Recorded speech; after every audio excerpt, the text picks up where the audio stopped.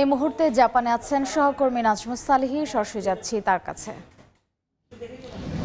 এখান থেকে বক্তব্য শেষ করার পরে প্রধান উপদেষ্টা ডক্টর মোহাম্মদ ইউনূস আরও একটি সেশনে অংশ নেওয়ার জন্য তিনি অন্য একটি স্পটে এখন অবস্থান করছেন। উদ্বোধনী দিনের প্রথম সেশনে বাংলাদেশের অন্তর্বর্তী সরকারের প্রধান উপদেষ্টা ডক্টর মোহাম্মদ ইউনূস একটি বক্তব্য উপস্থাপন করেছেন অসহিষ্ণু বিশ্বে দক্ষিণ এশিয়ার চ্যালেঞ্জ। তিনি সেখানে আসলে দক্ষিণ এশিয়া ভূ রাজনৈতিকভাবে কোন অবস্থানে রয়েছে এবং বৈশ্বিক যে অসহিষ্ণুতা বা সংঘাতময় পরিস্থিতি তা কীভাবে এই অঞ্চলকে অস্থিতিশীল করে ওই অঞ্চলকে অস্থিতিশীল করছে, তিনি সেই বিষয়টি স্পষ্ট করেছেন। সেই ধারাবাহিকতায় তিনি বাংলাদেশের রোহিঙ্গাদেরকে এখানে আশ্রয় দেওয়াকে তিনি বলছেন যে বিশেষ স্থিতিশীলতার জন্য বাংলাদেশ কাজ করছে বলে তিনি মন্তব্য করেছেন। তিনি বাংলাদেশের উন্নয়নে এশিয়ার দেশগুলোকে পাশে চেয়েছেন, বিশেষ করে তিনি জাপানের সহযোগিতা চেয়েছেন।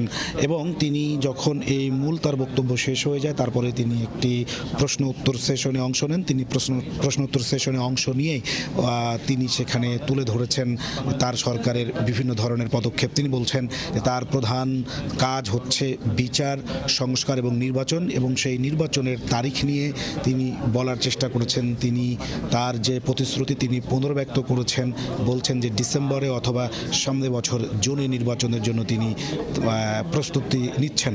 কিন্তু মাঝখান থেকে তিনি বলছেন যে বাংলাদেশের একটি মাত্র রাজনৈতিক দল যারা হচ্ছে ডিসেম্বরে এই নির্বাচনের জন্য দাবি করছে, যে তিনি বলছেন যে তাড়াহুড়ো হয়ে যাবে যদি ডিসেম্বরের মধ্যে নির্বাচন করতে হয় তাহলে সংস্কারে, আর যদি ভালোভাবে সংস্কার করতে হয় তাহলে সেটি আরও 6 মাস অতিরিক্ত সময় লাগবে বলে তিনি আসলে মন্তব্য করেছেন। এবং বলছেন যে এই সময়ের মধ্যে বাংলাদেশ একটি অবাধ, গ্রহণযোগ্য এবং নিরপেক্ষ নির্বাচন করতে তারা প্রস্তুতি নিচ্ছেন। বলছেন যে অন্তর্বর্তী সরকার নতুন নির্বাচিত সরকারের কাছে ক্ষমতা হস্তান্তর করাই তার প্রধান কাজ, সেই লক্ষ্যেই তিনি কাজ করে যাচ্ছেন।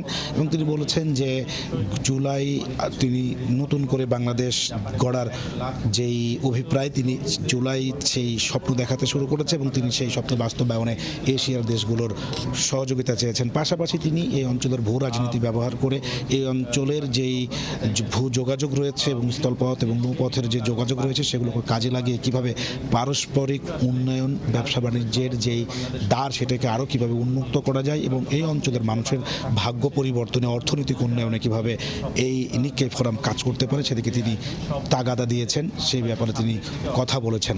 পাশাপাশি আরও একটি বিষয়ে তিনি গতকাল কিন্তু জাপানের সাবেক প্রধানমন্ত্রীর সঙ্গে দেখা করেছেন, যিনি জাপান বাংলাদেশ ফ্রেন্ডশিপ ফোরামের যিনি সভাপতি, তিনি তার কাছেও আসলে সহযোগিতা চেয়েছেন বাংলাদেশ গড়ার জন্য।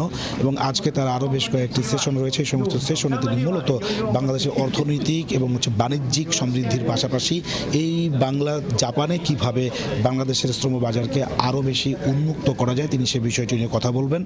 তিনি সব জায়গায় সেটি নিয়ে আলোচনা করবেন বলে জানিয়েছেন। মূলত প্রধানত এই মুহূর্তে যে শ্রম বাজার, সেই শ্রম বাজারে ডক্টর মোহাম্মদ ইউনূসের আগ্রহ হচ্ছে বাংলাদেশ থেকে তিনি অন্তত 1 লাখ প্রশিক্ষিত জনগোষ্ঠীকে শ্রম বাজারে জাপানের পাঠাতে চান। তিনি